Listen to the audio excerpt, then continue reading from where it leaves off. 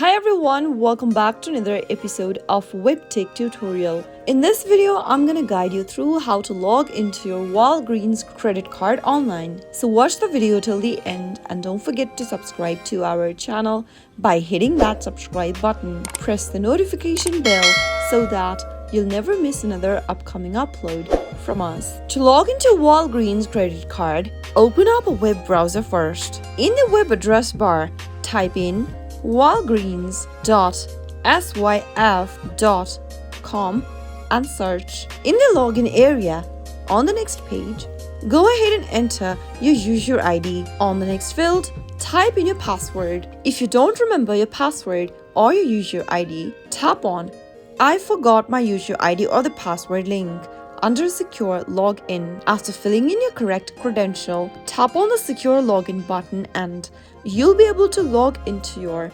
Wallgreens credit card. That is how it can be done. I hope the tutorial was helpful to you. If it was, go ahead and give us a thumbs up. I'll be back soon with more videos like this. Thank you for watching.